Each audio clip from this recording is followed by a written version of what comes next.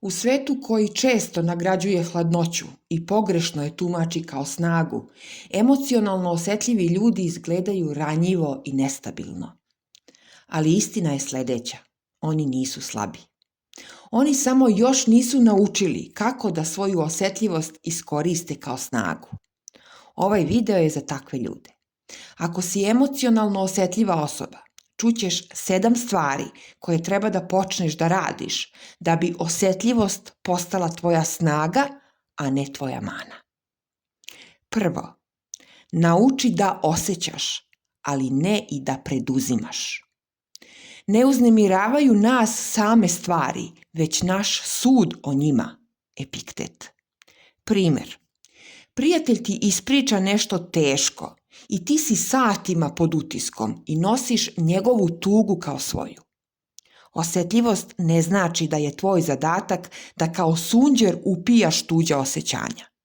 Stoik zna da može da bude saosećajan i brižan prema drugima bez da prihvata tuđe emocije kao svoje.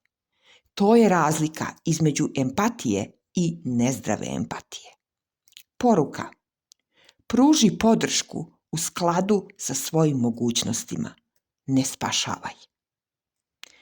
Drugo, postavi jasnu granicu kada se tvoja dobrota i razumevanje koriste protiv tebe. Budi nežan, ali ne i popustljiv prema onome što nije u skladu sa vrlinom. Seneka. Primer, dobronameran si i razumeš ljude, a oni to koriste da te povređuju i iskorišćavaju. Znaš da nisam to tako mislio, pa znaš da sam ja takav i slični izgovori. Stoik razume, ali ne toleriše ponavljanje negativnog ponašanja. Ne reaguje burno, već se čvrsto i tiho povlači. Poruka.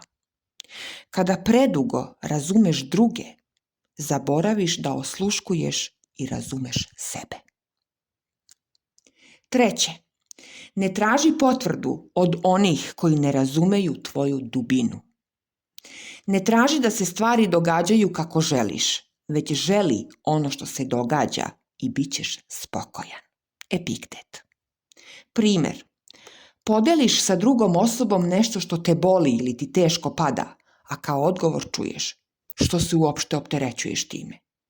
To nerazumevanje te zaboli jer si očekivao povezanost i na mentalnom i na emocionalnom nivou. Ali sa nekim ljudima jednostavno nisi na istim talasnim dužinama. I to ne zato što si ti previše, već zato što su oni površni i primitivni. Poruka. Ne pokušavaj da te razume neko ko nije spreman ni sebe da razume. Četvrto. Odredi vreme kada nisi dostupan za druge. Povuci se u sebe, a naročito kada te spoljašnje stvari preplavljuju. Marko Aurelije. Primer. Ceo dan si aktivan i otvoren za druge ljude. Slušaš, saosećaš, razmišljaš, rešavaš i na kraju dana se osjećaš potpuno beživotno i iscrpljeno. Stoik zna da na prvom mestu mora da stoji briga o sebi. Zato praktikuj da u toku dana imaš vreme samo za sebe. Emocionalno osetljivim ljudima obnavljanje je potrebno na dnevnom nivou. Poruka. Osetljivost je dar, ali zahteva redovno punjenje. Peto. Uči da budeš prisutan, a ne aktivan. Smirenost uma je prirodna nagrada onome ko se ne uzbuđuje zbog sitnica. Seneka. Primer. Neko ti kaže nešto sa očiglednom namerom da te povredi ili izazove, a ti odmah poželiš da reaguješ, da objasniš, da se opravdaš. Zaustavi se. Ne žuri. Uzmi pauzu. Nisu svi komentari poziv na tvoj odgovor. Stoik svesno bira kada će odgovoriti i vrlo često ćuti dok drugi napadaju. Poruka. Nije svaka emocija poziv na akciju. Pusti da prođe, bez tvoje reakcije. Šesto. Vodi računa o svom telu. Telo je sud u kojem duh mora biti čist. Epiktet. Primjer.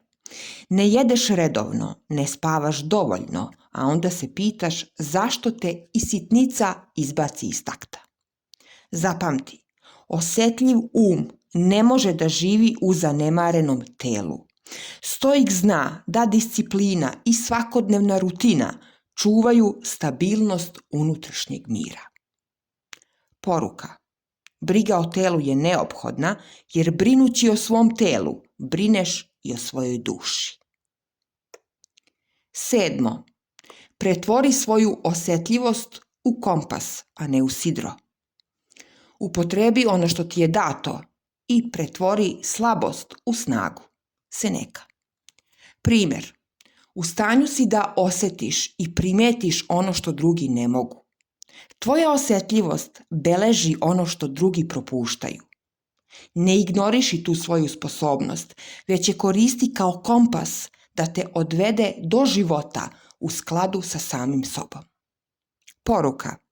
Osjetljivost nije teret, osim ako ti ne dozvoliš da to postane. U svetu koji urla i viče, osjetljivi ljudi čuju šapat i zato su dragoceni. Ali moraju da nauče da ne nose ceo svet na svojim leđima. Stoik nije onaj koji ne osjeća, već onaj koji zna šta da radi sa onim što osjeća. Ako si i ti jedan od emocionalno osjetljivih ljudi, ne menjaj svoje srce. Mijenjaj način na koji ga čuvaš. U komentaru podeli koja navika od ovih 7 ti je sada neophodna. A za još korisnih i praktičnih životnih lekcija zaprati kanal Stoik TV, mesto gde snaga i empatija idu ruka pod ruku.